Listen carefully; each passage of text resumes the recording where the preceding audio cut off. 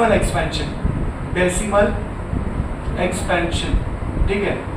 ये क्या होता है, मतलब अगर आप दो नंबर्स को आपस में डिवाइड करते हैं तो उनका आंसर कितने टाइप से आ सकता है, उसी को बोलते हैं डेसिमल एक्सपेंशन। तो डेसिमल एक्सपेंशन बेसिकली दो टाइप का होता है, one is terminating,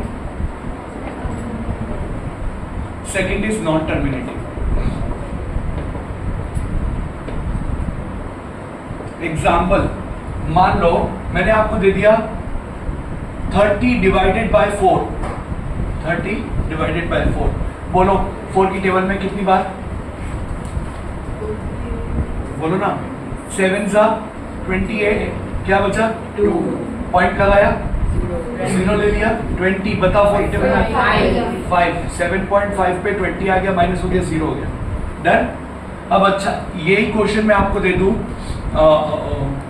10 divided by 3, पहले तो 3 लिखो, 3 टाइम्स में 9 आया, 1 आ गया, पॉइंट लगाया, फिर 10 बन गया। अब ये 10 बनता ही रहेगा कंटिन्यूसली, 3.333 ये कितनी बार आएगा, इनफाइनाइट टाइम्स आएगा। तो इन दोनों में डिफरेंस समझ में आया, दोनों में डेसिमल आया, लेकिन इसके डेसिमल के बाद एक प्लेस आने के बाद खत्म हो गया, और इसमें डेसिमल के बाद एक नंबर आया वो चलते ही जा रहा है सेम नंबर, ठीक है। आई बात समझ में। इसका एक और एग्जांपल ले सकते हैं अपन, दैट इज पाई की वैल्यू बोलो 22/7, ठीक है, 22/7।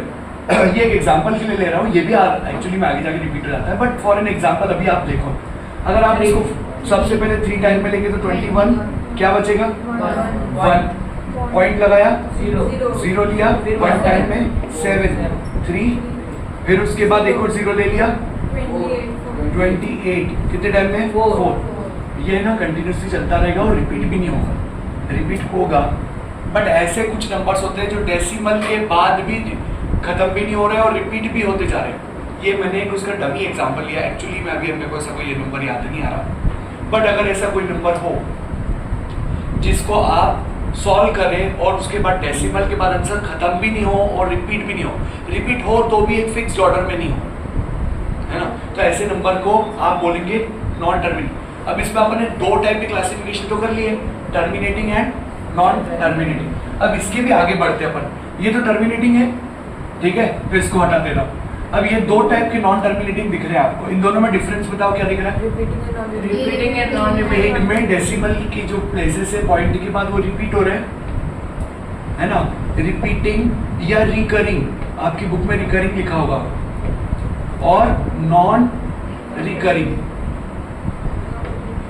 तो अगर अपन देखें ना तो अपने टोटल मिला के क्लासिफिकेशन 3 टाइप के हुए, एक टर्मिनेटिंग, एक नॉन टर्मिनेटिंग रिकरिंग, एक नॉन टर्मिनेटिंग नॉन रिकरिंग। तो टोटल 3 टाइप की क्लासिफिकेशन हुआ है, कौन कौन से, टर्मिनेटिंग, नॉन टर्मिनेटिंग रिकरिंग और नॉन टर्मिनेटिंग नॉन रिकरिंग, है ना, इतने टाइप की क्लासिफिकेशंस हुए।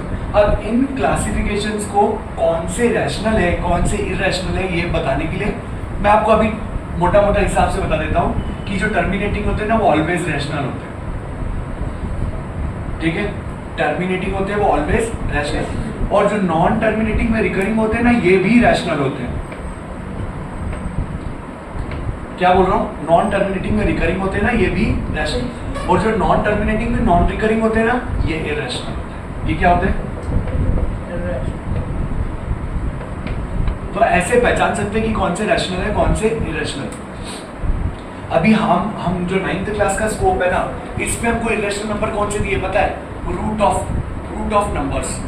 अगर आप रूट में कोई नंबर दिया है, not a complete square number, ठीक है, जैसे आप रूट 4 को छोड़ दो, रूट 9 को छोड़ दो, रूट 1 को छोड़ दो, रूट 25, रूट 36, इनको छोड़ के जो बचे हुए नंबर्स के रूट है ना ये सभी आपके इरैशनल नंबर्स हैं। क्या बोल रहा हूँ, इनको छोड़ के जो बचे हुए नंबर्स आपके पास दे रखे हैं ना, लाइक रूट 2 दे रखा है, रूट 3 दे रखा है, इस टाइप के जो नंबर्स है ये आपको इरैशनल दे रखे हैं। ओके, क्या बात समझ में आई। तो ये जो नंबर है इरैशनल है। पाई भी एक इरैशनल नंबर है ना, और इसके अलावा जो सारे नंबर्स हैं जैसे कि ऐसे दे दिया आपको 0.81 बार, अभी देख के बताओ ये रिकरिंग है नॉन रिकरिंग, सॉरी टर्मिनेटिंग है नॉन टर्मिनेटिंग, टर्मिनेटिंग है, ये बार लगा इसका मतलब 81 81 81 चलता ही रहेगा, तो ये तो नॉन टर्मिनेटिंग हुआ। तो नॉन टर्मिनेटिंग, अब ये बताओ रिकरिंग है कि नॉन रिकरिंग है? रिकरिंग। कोई चीज रीऑकर हो रही है, रिकर मतलब रीऑकर या रिपीट, कौन सी चीज बार बार रिपीट हो रही है? 81 81, तो ये नॉन टर्मिनेटिंग रिकरिंग है। अब बताओ इसको देखिए कि रैशनल है कि इरैशनल? आई बात समझ में? अभी चलो आपके सामने मैं 5 क्वेश्चंस लिख रहा हूँ, मुझे ओरली बताइए कौन कौन से रैशनल है, कौन कौन से इरैशनल है। ठीक है, ये आपके सामने बना हुआ है।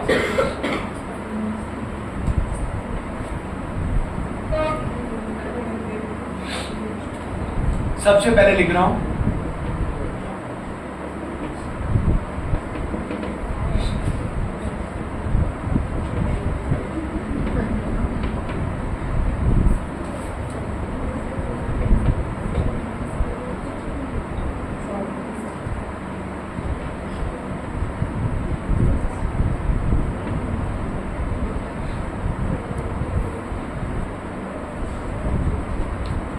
चलिए ओरली बताना है आपको कि इन पांचों में से टर्मिनेटिंग आई मीन पहले तो ये नंबर कौन कौन से हैं, है ना, क्या टाइप के नंबर्स लिखे हैं, फिर बताना रैशनल कौन से इरैशनल कौन से।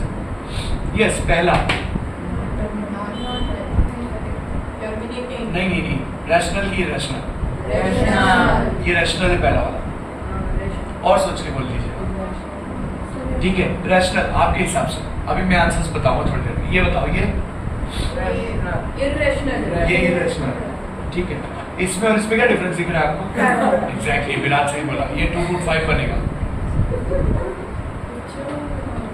ये कैसे 1 + 1 आगे नेम से ऐड हो जाते हैं, सरनेम सेम रह जाता है, भूल गया आप? चलो ये 2√5 बनेगा, ठीक है। 6 का पता नहीं कहाँ से बनानी है 6, फिर भी इरैशनल ही रहेगा। 2√5, ये 2√5 बनेगा। चलिए ये 3/7, ये इरैशनल है कि रैशनल है? रैशनल नंबर्स क्या होते हैं? P/Q के फॉर्म में लिखे, अरे लिखा है, साफ साफ लिख दिया मैंने खुद ने, P/Q के फॉर्म में से लिख दिया, फिर इसको सोचने की जरूरत ही नहीं है। चलिए इसके बाद ये रैशनल, ये रैशनल है। ये अब बताओ इसका डेसिमल एक्सपेंशन कैसा है? तो क्या है वो? Non terminating recurring, non terminating recurring, okay. और ये रैशनल, ये कैसे बोल दिया रैशनल है? P/Q के फॉर्म। अच्छा, इसका डेसिमल एक्सपेंशन टर्मिनेटिंग आएगा कि नॉन टर्मिनेटिंग आएगा, ये कैसे पहचानोगे बिना सॉल्व किए? आस्था इधर सुनो, मैं क्या बोल रहा हूँ, इसका डेसिमल एक्सपेंशन टर्मिनेटिंग आएगा कि नॉन टर्मिनेटिंग आएगा, ये कैसे पहचानोगे? इसका डेसिमल एक्सपेंशन टर्मिनेटिंग आएगा, और उसको पहचानने का तरीका मैंने आपको एक एक्सरसाइज में पढ़ाया था, और एग्जाम में ये क्वेश्चन आ रहा है, तो मैं ना इसको लाइटली मतलब बताता हूँ क्या है। चलो फिलहाल पहला वाला क्वेश्चन भी इरैशनल है, 2 और 5, ठीक है। आप जो इसको रैशनल बोल रहे थे, ये इरैशनल है, ये इरैशनल, ये इरैशनल, रैशनल, क्योंकि ना एक इरैशनल √3 एक इरैशनल नंबर है, अभी थोड़ी देर पहले बताया ना, और 2 कैसा नंबर है? एक रैशनल। जब एक रैशनल को इरैशनल से प्लस करते तो आंसर इज ऑलवेज इरैशनल। आई बात समझ में? फिर दो देखो, √5 फिर 2 इरैशनल, हाँ तो भी इसमें आंसर मे और मे नॉट भी हो सकता है, अगर सेम ना हो। अगर सेम को सब्ट्रैक्ट कर दोगे तो आंसर 0 बन जाएगा, वो एक रैशनल नंबर। बस अगर सेम ना हो तो आंसर इरैशनल है, ठीक है। अब इसकी बात करते हैं, ये दोनों इरैशनल्स को प्लस किया तो अगेन आंसर इज इरैशनल। तीसरा वाला ये P/Q के फॉर्म में रिप्रेजेंटेड है, ये इसको अपन P/Q के फॉर्म में रिप्रेजेंट कर सकते हैं, x वाला क्वेश्चन देखिए, है ना, अपॉन 10 नहीं अपॉन 10 नहीं, इंटू 10, x 10 से मल्टीप्लाई करके, ठीक है। 7/25 इसको आप डिवाइड करके देख सकते हैं। चलिए अभी मैं आपको ना बिना एक्चुअल डिवाइड करें ये बताऊंगा कि कौन सा क्वेश्चन टर्मिनेटिंग होता है, कौन सा नॉन टर्मिनेटिंग होता है, बिना डिवाइड किए आप बता सकते हैं। प्लीज बातें मत करो, आपका पेपर है बेटा, मेरे को आता है ये सब चीज।